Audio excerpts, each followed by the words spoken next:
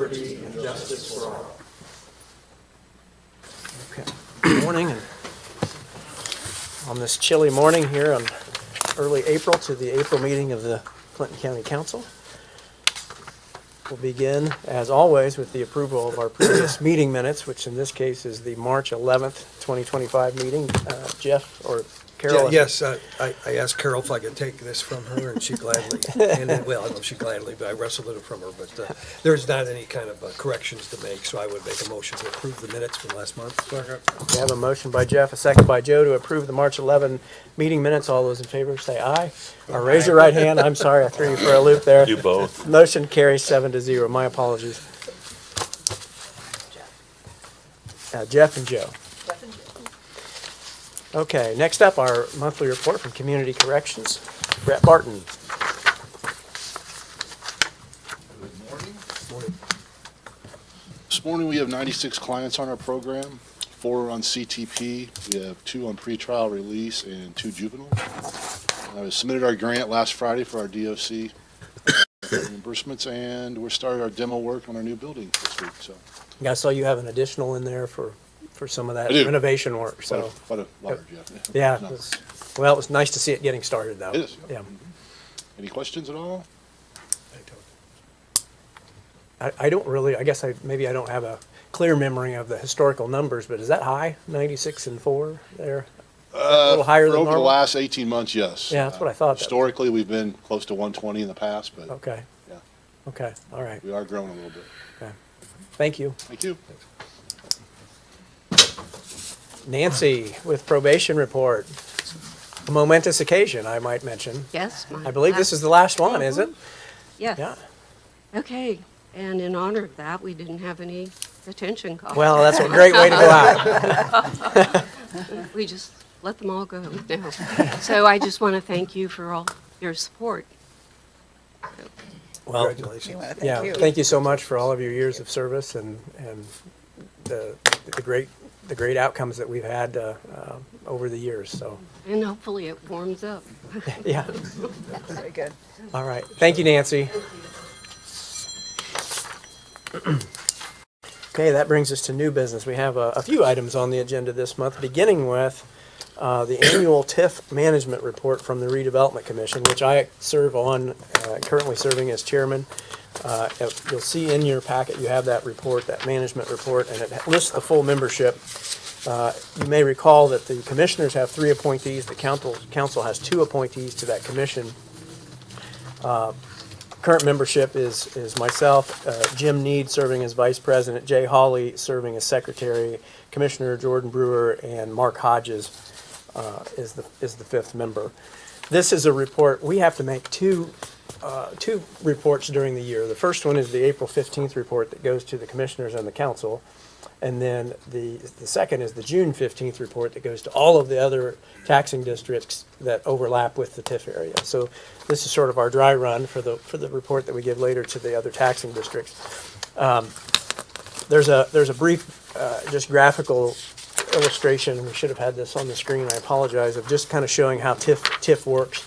But just as a refresher, as of the day that a TIF district is created, you draw a line and all of the assessed value in that geographic area is in the tax base, the normal tax base, and any growth that occurs beyond that baseline is set off to the side in a different pot that is administered by the Redevelopment Commission. And so what we actually capture is assessed value, not tax dollars, but to the extent that that assessed value is the basis for tax bills, then we do end up collecting those tax dollars that come with the assessed value. So what this is the annual financial report that shows the activity of the TIF district. The one major change that happened in 2024, and it might have even been late 2023, I think 2024 was the first tax year that we collected. We did separate our TIF area into 2 separate TIF districts. So now we have what is called the I-65 area, which is the interchange area. And then we have the State Road 28 TIF area, which is the area along either side of State Road 28 connecting the interchange and Frankfort proper. So that new State Road 28 corridor has had no activity yet. Which means that all of the activity as reported was in the I-65 area, which makes sense, which is the development at the interchange. Total revenues for 2024, $548,660. Total expenditures, $24,044. That was primarily legal and financial consulting that was related back to that decision to make that split. We have a cash balance now that has accumulated to $1,314,348. We intentionally were waiting to let that balance get larger so that we could tackle some bigger projects, and we had our first ask or request or discussion about that at our last redevelopment commission meeting when surveyor Sheets came and just, it wasn't even an ask, it was an informational presentation to let us know about some of the drainage needs we have to fully open up that interchange area. If we get too much more growth, we're going to overwhelm the existing drainage system, and we're going to have to do some upgrades, and those are going to be into the millions of dollars. And so as our balance starts to get bigger, we can start to finally think about tackling some of those things, which will allow for the full-scale development of that area. We have some room for growth with the existing system, drainage system, but we're going to have to start thinking ahead. Yeah, and that's pretty much it. We had, with the exception of those professional services, no other expenses, and the rest was just the collection of the tax bills, primarily due to the big payer there is the NHK facility that's located at the interchange. Any questions on any of this? Kind of straightforward still at this point, but hoping to start seeing some more activity in the coming months and years here. Glad to see it's growing. Yeah, it is growing. It is nice to see. Do we need to make a? Well, we probably should make a motion that it's received. It just, the state statute only requires that it be presented, but we probably should have a motion that that report was received for the minutes. I heard a bunch of voices at once. I think I'll go with Carol had that motion, and then I heard somebody over here. Was that Joe? Joe. I think I heard Joe with the second. That the motion being that the TIF management report was received from the redevelopment commission. All those in favor, raise your right hand. Motion carries 7-0. Okay, next up, revised job descriptions for approval. We've got a few EMS positions and a position in the auditor's office to discuss, and we have a job classification committee that from this council is Mary, Carol, and Todd, and Mary is the chairman of that committee. So Mary, I'll let you update the council on the recommendations. Okay, thank you. Thank you to the committee. I really appreciate everybody that serves on this committee because there's a lot of tough decisions that we have to make and a lot to consider. So we have two departments, the EMS. The main change there is, or actually the only change there, is that it adds one sentence, which is the ability to pass an annual fitness evaluation. This will include all paramedics and EMTs. The commissioner has approved that job description. And then the second one is has the payroll position. There are no additions, but these duties were removed due to the HR duties being reassigned to the HR director. So we've pulled anything that had to do with payroll out and kept that in the description, but moved everything for that has to do with HR to the director position. Okay. So that's basically what those two changes are. I did hear from Stephen. He's tied up with official duties here this morning. He's going to be here as soon as he can be, and he said he thought it was fairly self-explanatory about the physical fitness requirements, but if you'd like him to speak to it, he can when we get to the department head reports. Just to share that. I think it's a great idea. When the committee met, we thought it was a good idea that they were adding this because they do a very physical job and they need to be physically fit in order to do it and serve our people. So, Todd, anything? Any comments? No. Okay. No. Okay. So I think we can take those as a slate. We don't need to do those individually. You've all had them over the weekend, or most over the weekend. A couple came yesterday for your review. Anybody care to make a motion to approve that recommendation of the classification motion. committee? Okay, Todd makes that recommendation to Second. approve. Jeff with the second. Any last comments, questions? Everybody clear on what we're approving? Okay. All those in favor, raise your right hand. Motion carries 7-0. I guess we'd comment, you sent out a refresher email yesterday, Carol, that we do have, according to the classification ordinance, April 15th is the deadline for any departments to submit proposed changes. Right. So sent out another reminder for that, but I guess I'm encouraged that we haven't gotten a lot coming in. So that makes me feel like we're on the right track. Okay, next up is two things that kind of go together. Well, maybe not. I guess the first is the revised salary ordinance. It seems like we've done this, well, we have done this every month of the year so far, but we're continuing to fine tune that. And on the recommendation of the HR consultant, we're making one addition, and that is simply to add some language that says, in order to get your salary from the county, you have to be compliant with the handbook. And so that is the language that's added as two sentences there. And do you have that handy? I can't find it in my book here. I'll just read that real quick.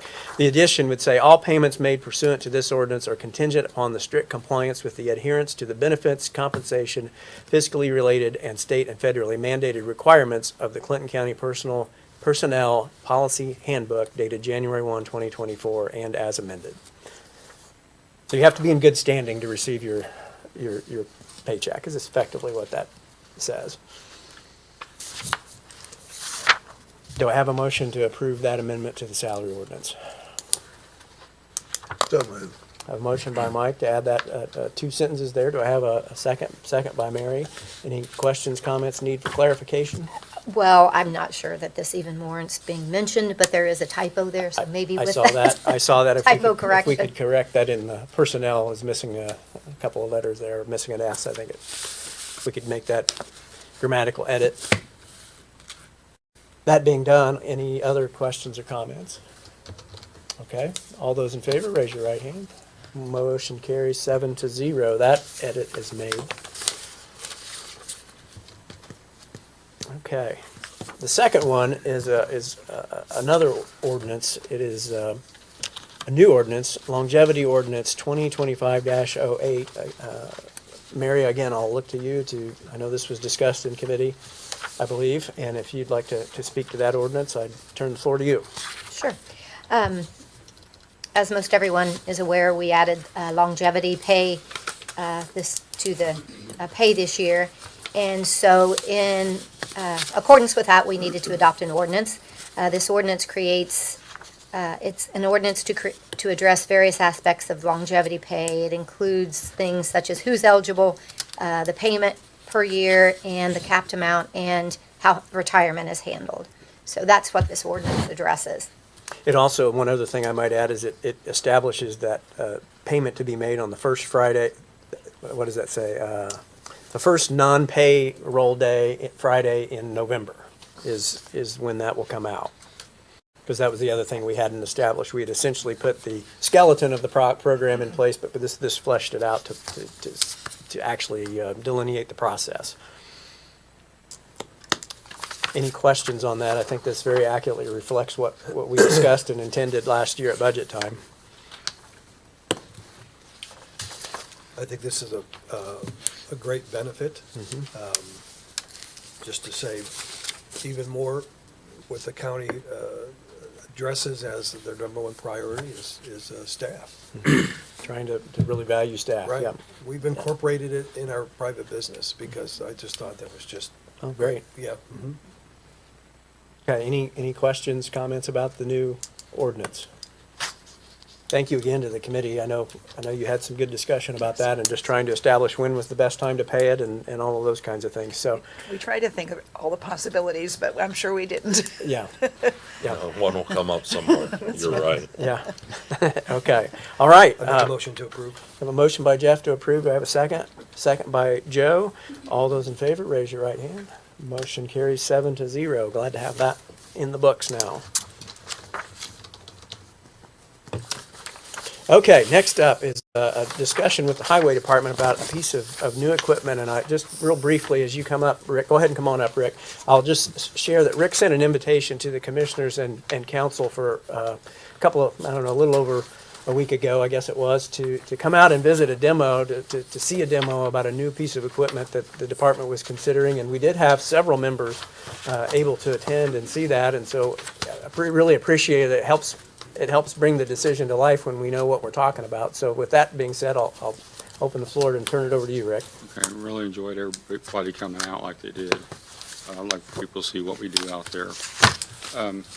We had an opportunity to try a new mower out, and we're really interested in it. I think the commissioners feel pretty positive about it, and I know some of the council members do. So I'd like to introduce Ryan Burke to go over the financing with you. Okay, And great. tell you a little bit more about the machine. Okay.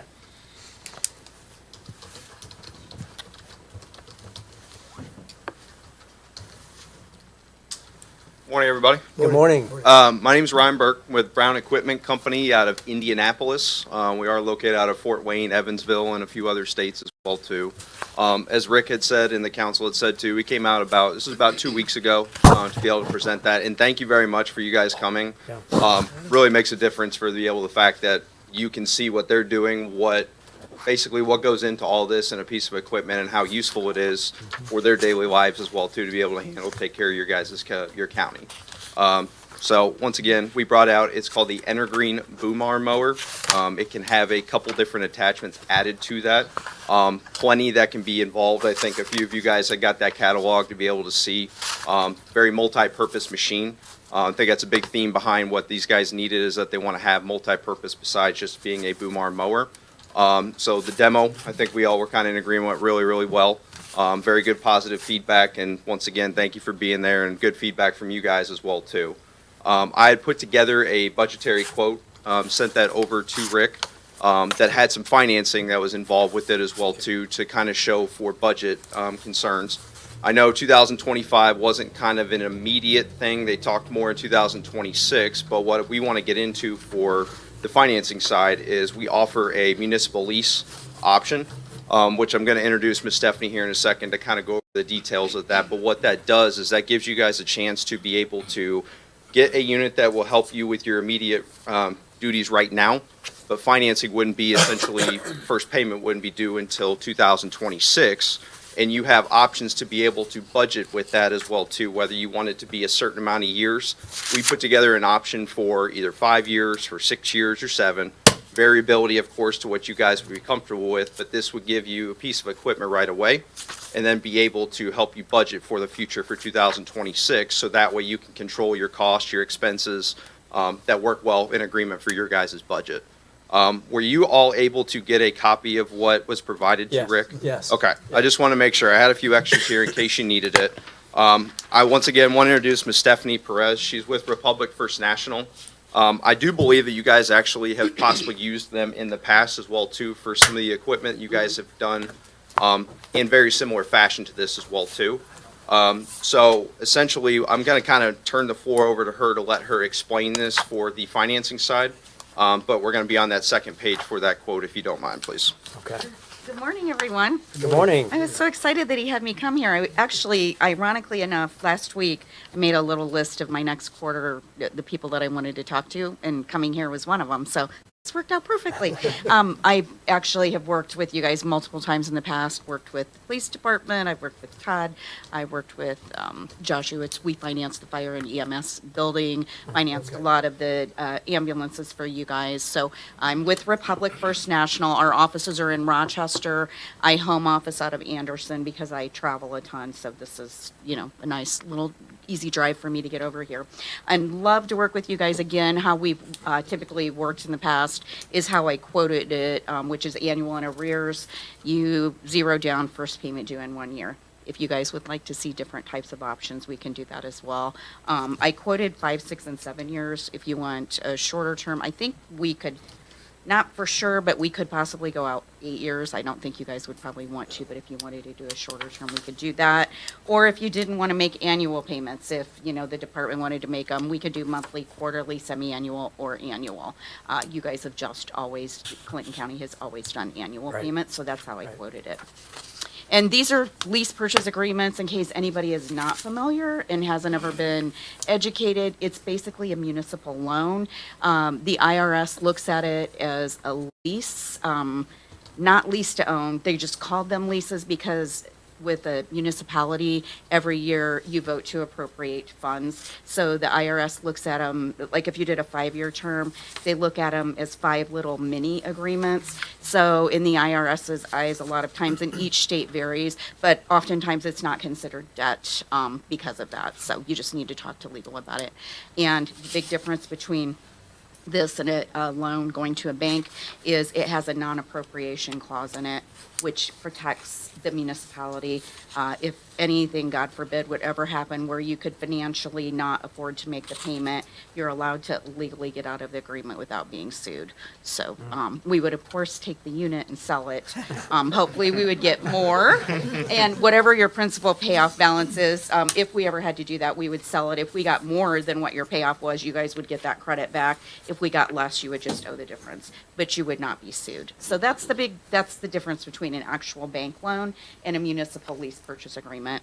That's why the majority of municipalities, if they finance, they do usually, if you're not bonding millions, you're doing a municipal lease purchase agreement or paying cash. That's typically what I see, so. Does anybody have any questions? Or I've got some cards here too. I don't know if anybody needed to call me direct for anything, you're more than welcome. And then my information is also on the quote if he forwarded that to you. Feel free always to use my cell number because I do home office. Don't feel strange about doing that. It's the quickest, easiest way to get me other than email if something did come up.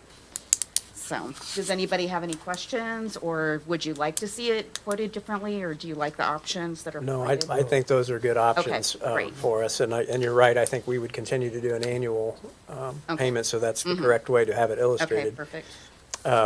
I want to ask the council's comfort level here. I tried to get you this stuff as early as possible to have plenty of time to review and think about it. Jeff was kind enough to send pictures and video of the unit that we saw at the demonstration to try to let everybody have that visual imagery. But I'm also sensitive to the fact that it's, coming before us right now for the first time, and if you don't want to make a decision today, we could, certainly wait and decide this in May. But I'm not sure what new information we would have that would allow us to make a better decision in May than we have now. So I guess I would clarify that if you look at the quote is for the base machine and 2 separate attachments for the front. It's for the boom arm, so a swing around arm that would have 2 different mower attachments, one that would do woody brush and one that's more of a traditional rotary mower. But you can take that off and we can put a snowplow blade on, we could put a loader bucket on, and so those will be attachments that we may want to consider at other times to really make this a versatile machine that we could use year-round. And that's what I was so excited about, is that it would give us a backup payloader, it would give us, an additional snowplow if we ever have the big blizzard, those kinds of things. So I was really impressed with it and certainly was in favor of moving forward. And I did speak with Commissioner Brewer, who indicated the commissioners are very much in favor of this as well. Rick had indicated we were looking at purchasing this out of local road and streets. If you look at the financial report in the back of your packet, that shows that fund's in a very healthy position. We can certainly afford to do it. So Jeff, I'm sorry I cut you off. That's fine, Ellen. So I didn't know, but I've seen the John Deere tractors that they use that have been retrofitted, and they got a counterbalance weight on one side, and they've got this boom on the other, and that's what they've always used. And the guys that do that don't sound that enthusiastic about riding that thing, but they didn't have an option. This machine is designed specifically for this and for this boom. And the first demonstration they did outside was they took this 24-foot boom and just going up and down and up and down, and this machine is just staying put. Now, I didn't see the John Deere, but I imagine the John Deere is probably, I don't know, but it's not built for that. That's what I liked. I liked the safety of the whole thing, and I'm sure it's going to be quick and fast and efficient and everything, but the safety just, that was You're doing my talking for me. If it gives you any level of comfort, I've been financing a boatload of these too, so. Yeah. In Indiana and Ohio, actually. Okay. Joe? I like the utility version of it. I mean, where he might have just a couple of buckets out of a creek or whatever to get things moving.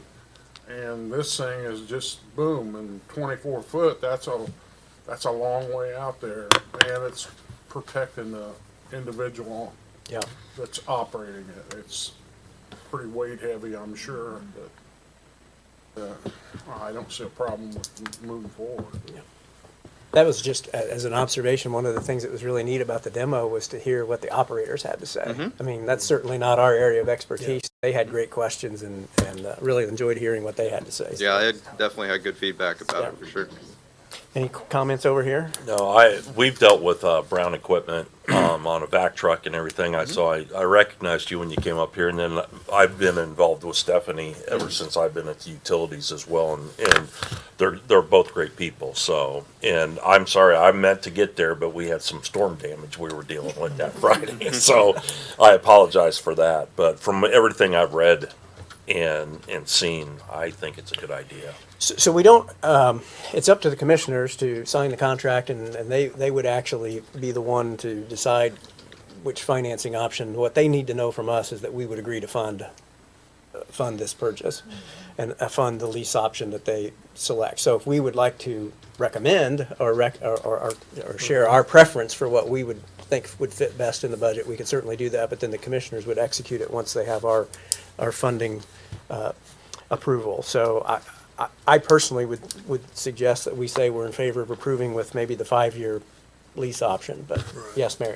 I just wanted to say that I had initially had questions about whether or not the money was appropriated and whether we could afford it. And I just wanted to say that I was able to get those questions answered and appreciate you guys going to look at it. You would have enjoyed it. So just for the public that can't see our numbers, the purchase price is $354,418. The 5-year lease payment option is 5 annual payments of $82,153. The cash balance in that fund that the local road and street fund is $1.3 million. So all of the numbers look good for a piece of equipment. We'll have something that we can try to sell. We won't need that old boom arm. We'll try to get some money for that to help offset the cost. I'm not sure yet how exactly best to dispose of that, but talk to Rick about that as well. So, Rick, anything you want to add or comments you'd like to make? Just that I'd rather do the five-year lease. Okay. Do I have a motion from the council? Joe Mink? Joe, 5 years? Yeah. So the council would be in support of this purchase with a recommendation that we move forward with the 5-year lease purchase option. Okay, I had Joe with the motion. Do I have a second? I'll second. I think I've got Todd here with the second. Any last comments or questions on either the financing or the machine? Okay, seeing and hearing none, all those in favor, raise your right hand. Motion carries 7-0. Thank you both for coming. Thank you. Appreciate Thank it you, very guys. much. Everyone. We appreciate it. Thank you. Okay, that gets us to additional appropriations for this month. There's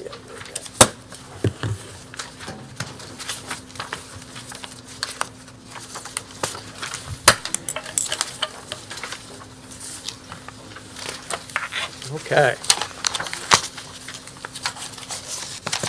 Beginning with the general fund, we received a medical reimbursement of $237.81 that we will appropriate back into the medical line for the sheriff's department. CDIT funds, this one requires just a little bit of explanation. We had you'll recall that we appropriated earlier $100,000 to give to Kirkland Main Street for their match on the Monon Trail. And at the time that we did that, it was 2024. We didn't get the check issued till 2025, but we had not reappropriated the money for 2025, and they needed it. So we ended up writing a check out of our professional services line item. And so now we're going to appropriate the money that was for Kirkland Main Street to reappropriate, or to replace it in the line item that we issued the check out of. So that's $100,000 that's essentially a reappropriation of the Kirkland Main Street grant match. County Homes and Gifts Fund, we got a $100 donation that we'll put into the supplies line. Commissioner's budget, we received $1,710 from Nickel Plate across the street for their share. We split the cost because it's both for the residents and for employee parking. We split the cost of snow removal, so they are reimbursing us for their half.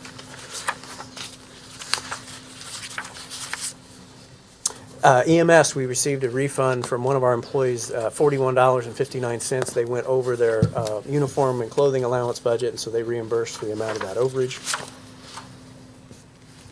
County Highway, $35,880 for a new salt box. Rick, I do want to talk about this real quick, if you wouldn't mind coming up, because we've got later on, we've got an appropriation for a repair of a salt box, and I guess I just want to know, are we getting a new one to replace an old one that got damaged, or are we replacing and repairing? We sold some trucks last fall at the auction, and I got $40,000 for the trucks, and I wanted an extra salt box. An extra one, So okay. we ordered an extra salt box, and in the meantime, one got destroyed. So but we are fixing that one to keep, correct? Because there's a No, repair. it can't be repaired. Oh, well, or is that just the insurance check then that we? Well, we also had an accident where one of our salt boxes was rear-ended, and the chute on the back, which has the spinner in it, was damaged, and so the other people that caused the accident paid for that spinner box. Okay, that's what that is then. Okay, thank you. That's what I wanted to know. Appreciate the explanation. So new salt box, $35,880 for the highway. Central Dispatch, and this, you see, Renee did a really nice job of giving you a nice detailed explanation. We did have, we being Auditor Britt Osler and I did meet with Chris and Renee to talk about some budget challenges, some structural budget challenges that are kind of coming to the fore. You'll recall that Central Dispatch is funded through two budgets. One is the Central Dispatch budget, which is the joint contributions of city, county, and towns out of our public safety lit monies. And then we also have the 911 budget, which is the fee that is collected on every phone bill. You get a $1 911 fee, and that gets distributed amongst the counties, and we use that to augment Central Dispatch here in Clinton County. That fund has been stagnant since 2017, and so as our expenses have gone up and that revenue has stayed the same, we're starting to get tight there. And so we had a meeting to talk through how we wanted to handle this, and the one thing we thought we could do for this year to give us a little bit more cushion heading into 2026 was we have this $94,000 equipment purchase for Motorola for our equipment lease. We have this year and I believe next year. Is that correct, Renee? So we have plenty of cash balance in the Central Dispatch Fund. So for 2025, we're going to go ahead and move that out of the 911 side, move it over to the Central Dispatch side to make sure we keep that plenty of cushion on that 911 side for anything unexpected. We're hoping that, as time goes by, the state 911 board will, address the fact that the fee hasn't gone up in nearly a decade, but that's not happening currently. And so for the moment, we've got to figure out how to manage with what we have here. So we'll talk about it more in depth at budget time. I'm sure as we kind of we talked about maybe restructuring things a little bit on how we would do the split. But for 2025, this would take care of our issue, and so it'd be moving $94,551 from 911 to the Central Dispatch budget. I'm sorry, you're right. I said the wrong one. It's to the public safety lit budget, which is where we have a nice cash balance in there. So we were using that to get that cushion in the 911. Thank you for correcting me. Any questions on that? Okay.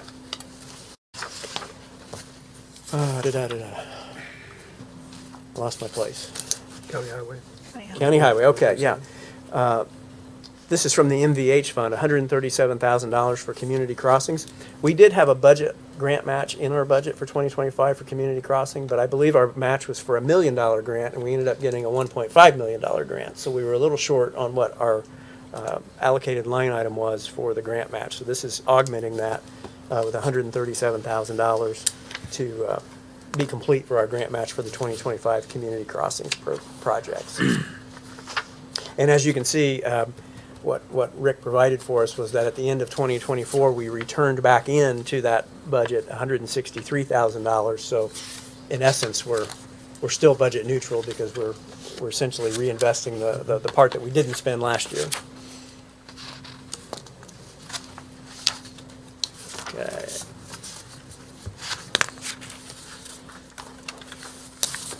Okay, here the next one is the insurance check that we received for the damaged salt box, $4,126 that we're reappropriating back for use.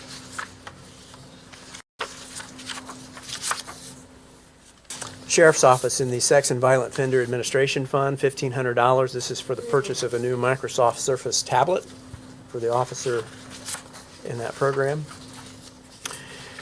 From the Lit Correctional Fund, $247. This is money we received from disposal of scrap metal that we're putting into the repairs line item.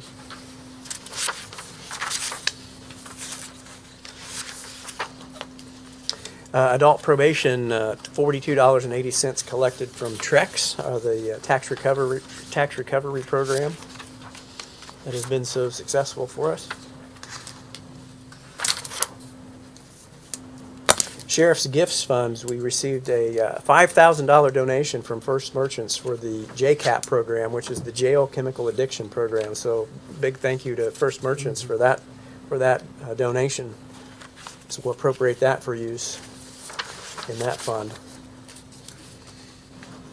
Auditor's Office, and I had a brief conversation with Britt about this prior to the meeting.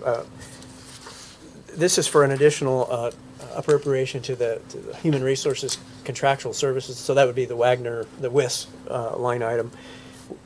We had cut that back substantially in anticipation of creating the new HR position, but given that position didn't get started until just recently, we were using WIS for that first quarter of the year, and we used up the money that we had budgeted, that greatly reduced amount that we had budgeted. And we are using them, we're continuing to use them as, I guess, a consultant and an advisory to the new HR person as she goes through things for the first time in many cases.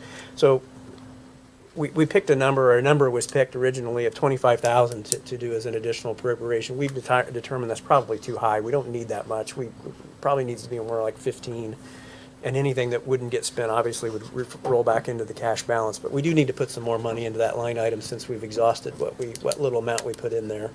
So I would entertain a motion that we amend that to a lower number, but that's up to the council on whether you. We anticipate this is going to be needed less and less in the future years. Correct. The other thing at the time is that Britt wasn't sure whether we were going to lean on them on how heavily we were going to get involved in the salary survey, and so that's still kind of to be determined, and so we need to have some money in there, but anything that is not used would get obviously roll back into the cash balance. And again, this is landfill, out of the landfill fund. So we could do 25 knowing that it could roll back from 25 just as easy as it could roll back from 15, but at the same time, do we really want to appropriate more than we think we reasonably would need? I'll make a motion to change it to 15. Okay. I have a motion that we amend this appropriation request from 25 to 15. Do I have a second? Second by Mary. All those in favor, raise your right hand. Motion carries 7-0. So we'll make that change. Okay, so that takes care of that one. Brett referenced this in his report, $20,000 for building maintenance for the new office building for community corrections from his project income fund. On the sheriff's fees for inmate medical fund, we received a reimbursement check of $5,314.58, so we're going to appropriate that for use, which is important because on the next one we have some some invoices that need to be paid. $26,196.50 from that same fund to cover some bills that were submitted but were denied as being excluded. $26,196.50 is the expenditure side. Probation received another grant. This is the Justice Partners Addiction Response Grant, and so we have some things to appropriate for use there. $6,000 for incentives, $1,000 for office supplies, $22,097.75 for contractual services. Nancy, can you maybe speak to that real quick as like what those contractual services are? That would be for the peer recovery coaches. Peer recovery coaches, okay. So the total grant this year was for $99,000. So they send us money In chunks? Yeah. Okay, thank you.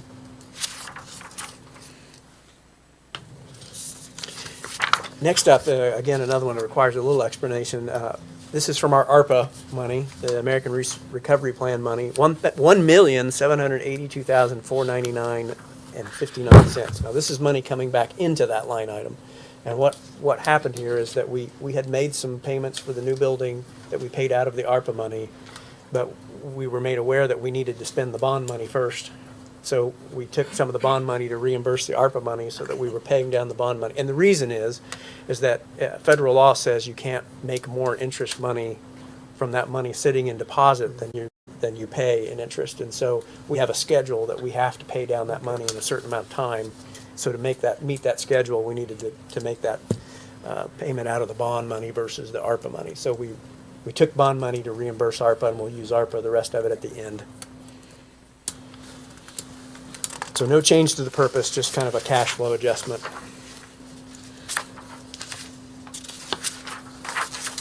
And I dropped that on Britt kind of last minute, and I appreciate your nimble efforts to make that work. Thank you. Okay, probation from the state grant fund, $2,000 to pay for some new workbooks for the probation officers, and then from the state grant fund, $8,000 for the MRT program, which I believe is the Moral Recognition Therapy program. Okay.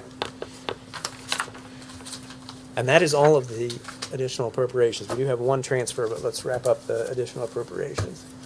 Any questions on any of those? We do have one amendment that we will want to approve as amended. I'll make a motion to approve with this one amendment with the landfill, $25,000 to $15,000. Okay. Mary with the second. Jeff with the motion, Mary with the second. All those in favor, raise your right hand. Motion carries 7-0. One transfer in EMS, $10,000 from the paramedic line item to EMS overtime. And that was because we had an open paramedic position that allowed that money to be available. And I think we're fully staffed now. Are we? Yeah, I'll speak to it. Okay. But we had that one transfer that we were required to approve. So do I have a motion to approve that transfer from paramedics to overtime? So moved. Motion by Todd. Do I have a second? Second. Second by Mike. All those in favor, raise your right hand. Motion carries 7-0.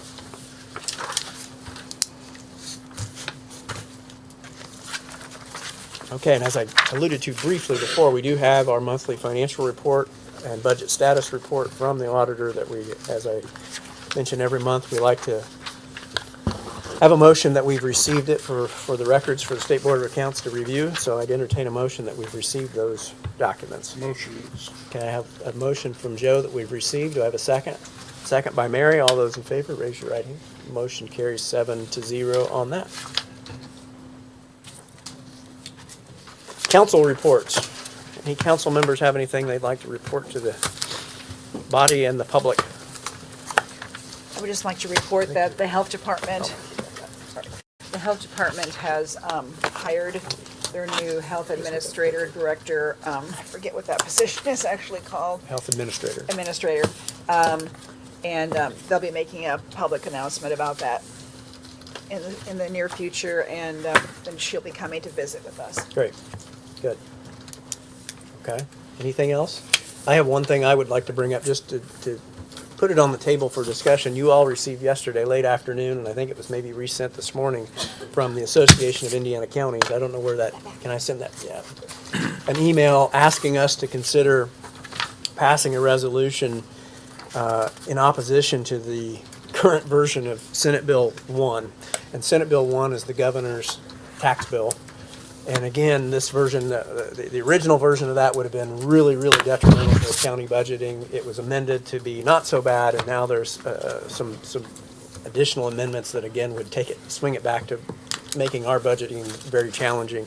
The gist of it would be that the core of it would be that it would be the elimination of business personal property taxes from the tax base.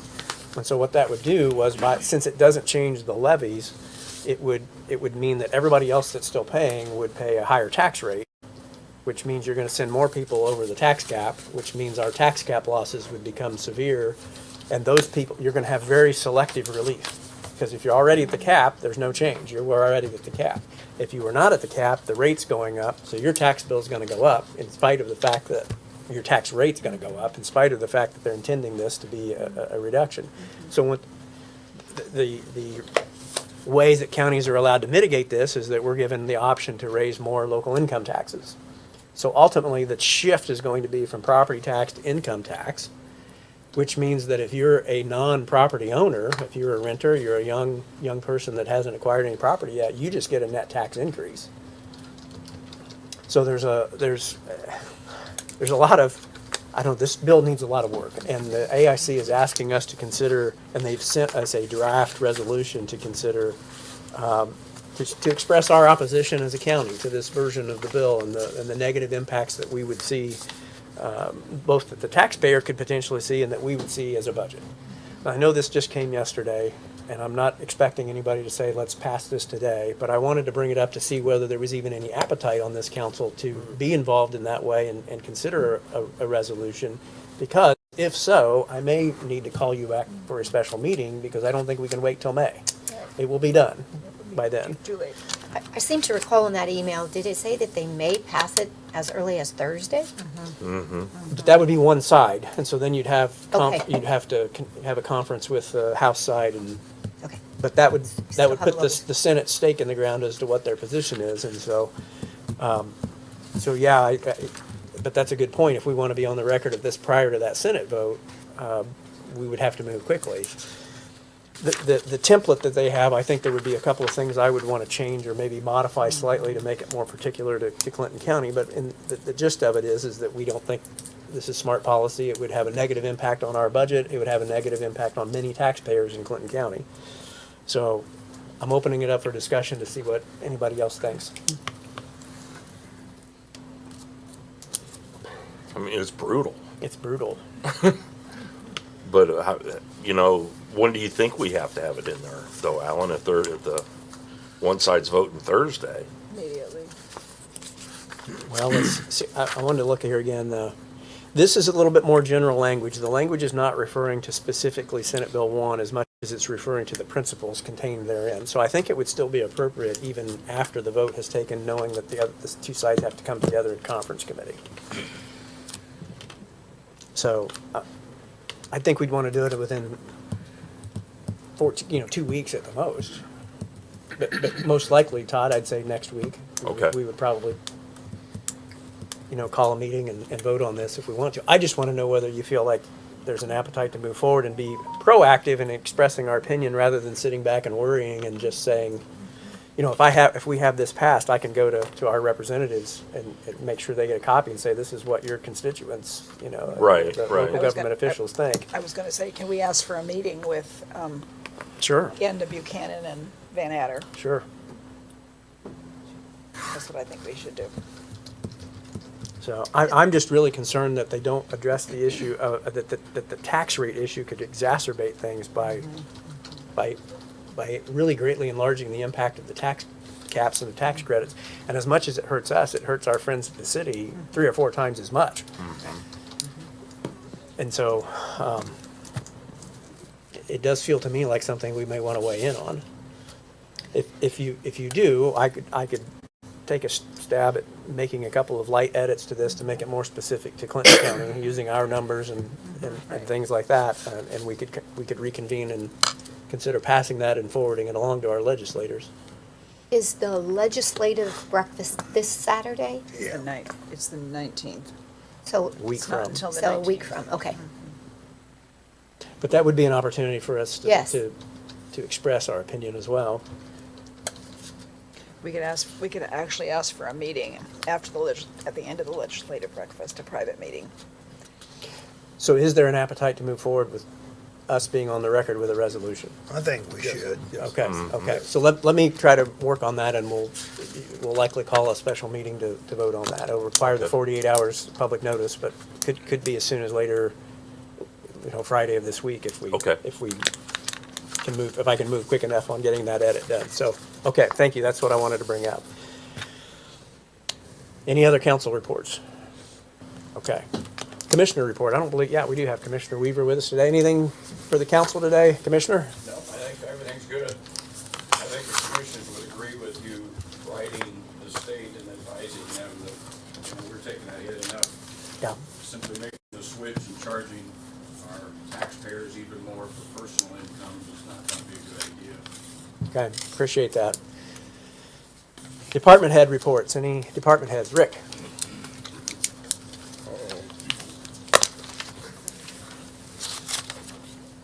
Wanted to let the council know I have money in the budget for a newer paver. And I found out yesterday that Central Paving is going to have one to come available in August. They want 200,000 for it. I've got 180,000. I thought maybe I'd try to get them to come down a little bit, but this isn't until August. Okay, Just wanted to be up front. okay. Yep, thank you for that update. Stephen, I know you wanted. Come on, Steve. Oh, I'm sorry. Brother, you good.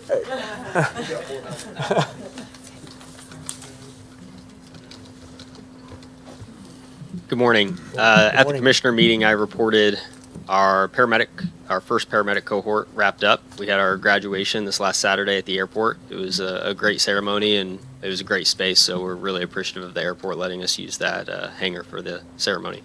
We had 3 paramedic students graduate. Each one has passed their national registry on the first attempt, which, you know, we'll never know exactly how they scored, but they tested the minimum required number of questions, and they each had 4 scenarios, which when Dolores went to a conference about the new format of this exam, they said, don't worry, your students will never have 4 scenarios. That's a unicorn. And all 3 of ours did. So we're very proud of the education those 3 have received. We think it's a testimony to the standard of excellence that we've promised this community, and we're excited to see them go impact the communities that they're going to serve. So 2 of the 3 will be paramedics here in Clayton County. Well, that's great. That's really exciting. Yeah. And we're 4 months into our second cohort already, so we had 30 seconds of celebration before we, reality sunk in. So that's all I've got. Okay, great. Thank you. Oh, and the fitness. Yeah, the fitness.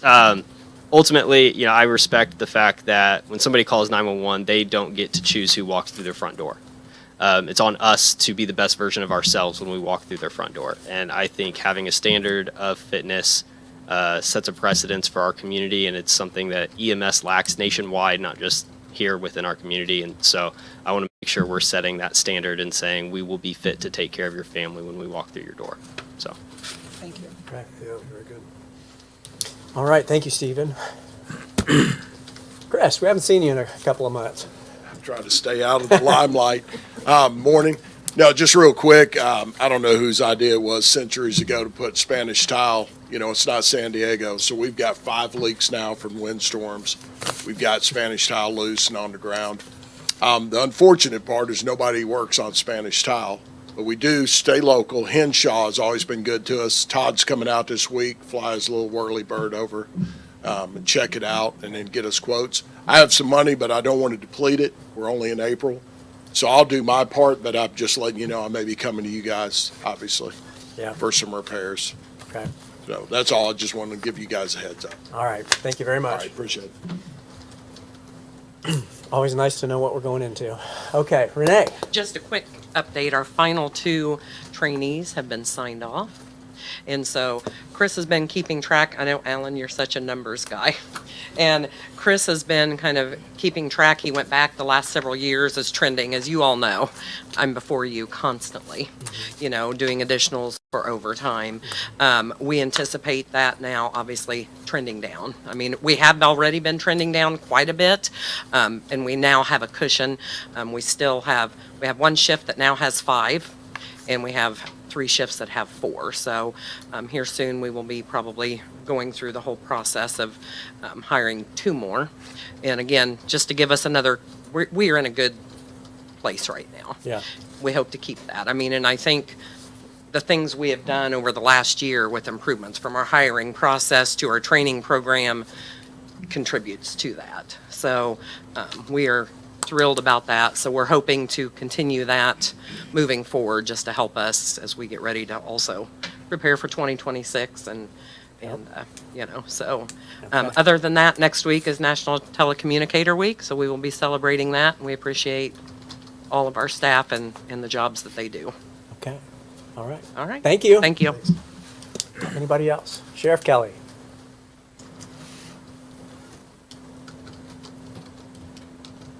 Should sit closer. Just a couple things. One thing, I sent you an email regarding funeral or flowers for another funeral arrangement for one of our correctional staff. So Yep. I'm asking for their approval for that. Also, yeah. Go ahead. Just real quick, a big thanks to First Merchants. And not only are they supporters of the jail chemical addiction program inside the facility, they are also instructors. They come in, they teach financial literacy, talk about a lot of different things that deal with finances. And I think I've talked about it before there.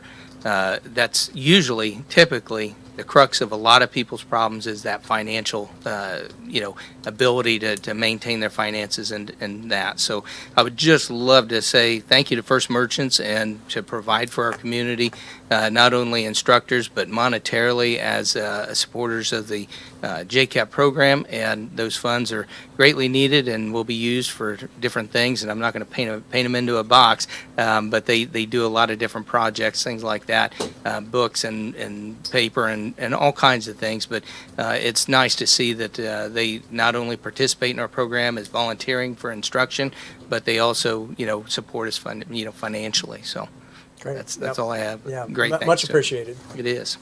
So the sheriff brought up the issue.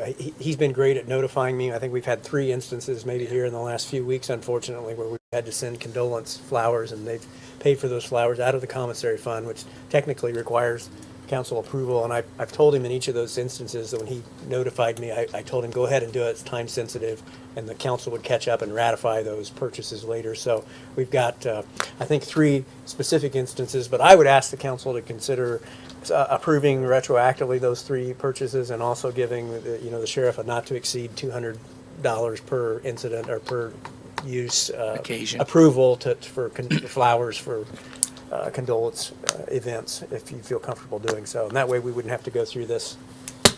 Every month. He's got other things to worry about than asking us for $75 for flowers. But so I'd entertain a I'll motion. make that motion. Okay, so we'll make, and the motion is for both the previous ones to approve those, and Right, then also. $200 per. Okay, and a not to exceed $200 Yes, per yes. use, future, I don't know what we'd call that, condolence.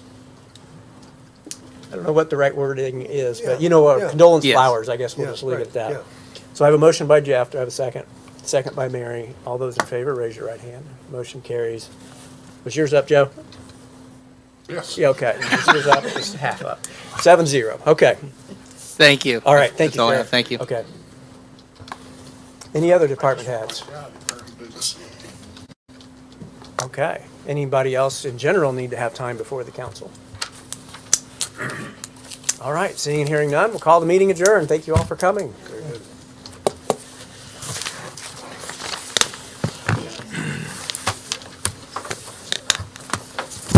You need to sign this one yet, too. Okay. Hang on, Joe. I got one more